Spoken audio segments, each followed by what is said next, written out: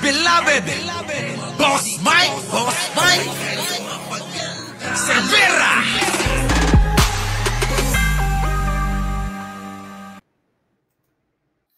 Magandang umaga, magandang hapon at magandang gabi sa amantao ng mundo naroon kayo. Siyempre magandang buhay na rin para sa ating lahat.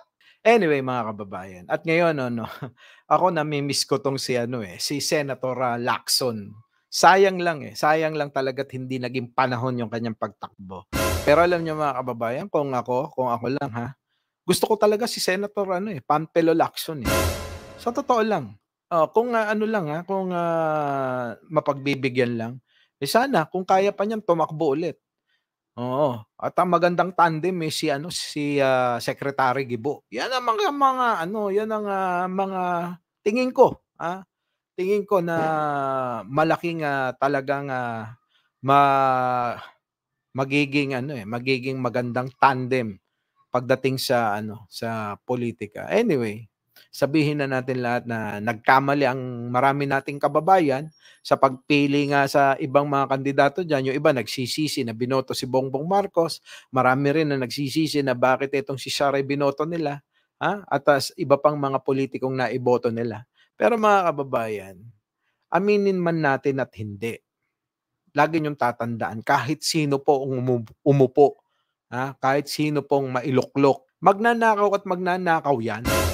Oo, magtatrabaho para sa bayan, pero hindi pwedeng hindi mga magnakaw yan.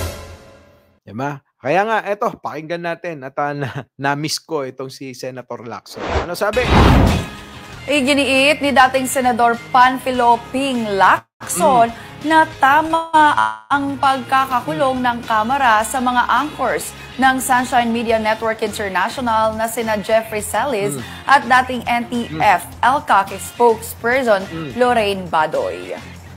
Pero sa tweet ni Lacson, sinabi nitong mali ang rason upang ipasight in contempt ang dalawa bunsod ng pagbunyag ng kanilang source sa 1.8 billion pesos na travel expenses sa expose nila laban kay House Speaker Martin Romualdez. Para sa dating senador, mas makatwirang ipakulong sina Celis at Badoy bunsod ng pagiging irresponsable dahil hindi sila nag-fact check bago nila isapubliko ang datos. Samantala, nagpasalamat naman si Vice President Sara Duterte sa mga nagpakita ng suporta sa laban nina Celis at Badoy. Para kay Duterte, pinamalas umano ng dalawang SMNI anchors ang kanilang paninindigan sa tama at katapatan sa saligang batas. Patunay niya na may kapangyarihan ang bayang nagkakaisa para sa pagsulong ng ating karapatan, para sa katarungan, katotohanan at pagkatatag. Ayun na nga mga kababayan. Eto, kumana na naman si BP. Eto si BP Sara, ang dami na itong kuda ang dami na itong sinasawsawan ng mga issue. Kaya nga marami nating kababayan nagtatanong ngayon, ang dami mong sinasawsawan na issue, Madam Vice President, pero ang usapin ngayon na mainit ay usapin ng pambubuli ng mga incheck diyan sa West Philippine Sea. Bakit hindi kayo bakit hindi kayo makapagsalita o magbigay man lang ng inyong opinyon patungkol diyan? Sabagay yung opinyon nyo pala na huli ko narinig, mga nag-inchik-inchikan pa kayo, nagmandarin pa kayo na parang pinapakita nyo pa na talagang talagang mahal nyo pa yung wika ng mga inchik kaysa wika natin sa panahon pa mismo na nagkakaroon ng krisis dyan sa West Philippine Sea. Mga kababayan, panahon ng krisis diyan sa pinag-aagawang teritoryo ay nagawa pa nga magsalita ng wikang incheck ni BP Sara. Na ngayon eto nga usapin nga dito sa pagkakakulong ni Badoy nagsalita itong si Ping Lacson na tama na ipakulong pero mali yung mga dahilan. Maaring nagkaroon din ng pagkakamali yung mga nag-imbestiga pero tama yung pagkakakulong.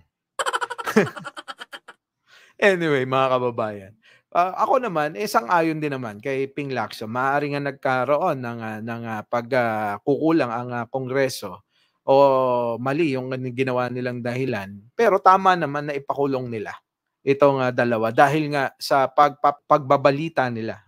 Pagbabalita nila nang hindi man lang nila pina-fact check kung tama yung mga datos na binibigay ng kanilang impormante para ibalita sa kanilang mga programa. At ngayon nga mga kababayan, etong SMNI ay itong tatlong kanilang programa diyan ay nasuspinde. Nasuspinde ng MTRCB.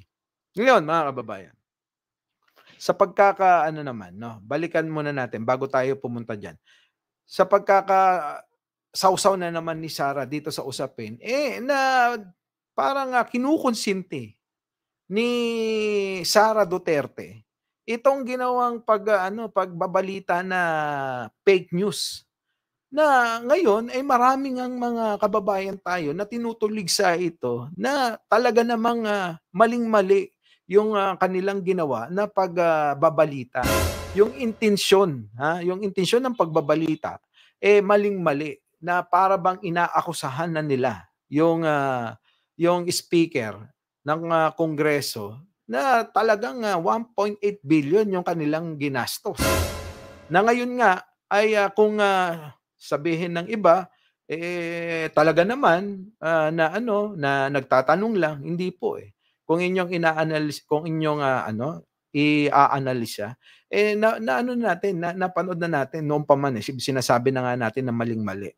Ngayon, sabihin na ng iba na anong patunay? Eto na nga, maraming mas magagaling sa atin.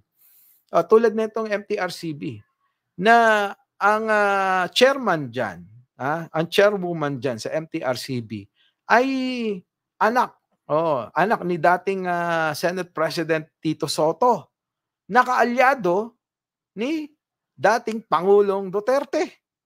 Mga kababayan, isipin niyo maigi na tila bang nagpapakita ito na nauubos na ng unti-unti. Hindi nga unti-unti, minsan bigla-bigla. Ang daming nagkakalasang mga kapartido, kaalyado ng dating Pangulo. Isipin niyo maigi yan. Na ang nagbigay ng suspension ay ang anak ni dating Senate President Tito Soto na si Lala Soto. Mga kababayan, kita niyo yun? Ibig sabihin, mga kababayan, may nakita sila na talagang pagmamalabis. Kasi hindi naman niya sususpindihin kung walang nakitang pagmamalabis. Ganun lang kasimple yun. Nakita nila na meron talagang pagmamalabis. Nakita rin ng ilang mga kongresista. Nakita rin ng mga ilang senador at ng iba pang mga individual, ibang mga tao, ibang personalidad na may pagkakamali nga sa pagbabalita. Netong dalawa, si Celes at saka si Badoy, mga kababayan. Kaya, syempre, alam niyo mga kababayan, tayong mga Pilipino, tayong mga manonood, iba-iba yung pagkakaunawa natin sa mga issue na nangyayari sa bayan natin, sa mga issue na nangyayari sa pampolitika natin. Kaya, mga kababayan, paki-comment po ninyo kung ano inyong opinion sa mga nangyayari na yan. Tama ba? Tama ba na suspindihin ang SMNI, ang ilang programa ng SMNI ng MTRCB? Sa bagay, 14 days lang naman. At take note mga kababayan, yung programa mismo ng Pangulong Duterte sa SMNI ay sinuspindi din. Yun, mga kababayan.